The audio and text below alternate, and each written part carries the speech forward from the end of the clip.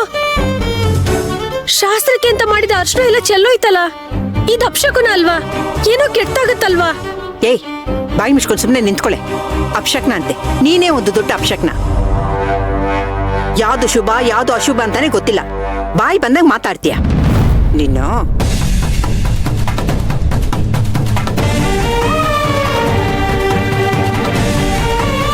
ಏಯ್, ಅರ್ಶನ ಚೆಲ್ಲಿದ್ರೆ ಶುಭ ಅಂತಾರೆ ನೋಡು. ನಮ್ ಸೇವಂತಿ ಮೇಲೆ ಚೆಲ್ಲಿದೆ ಅಂದ್ರೆ ಅದು ಶುಭ ತಾನೇ? ಶುಭನೇ.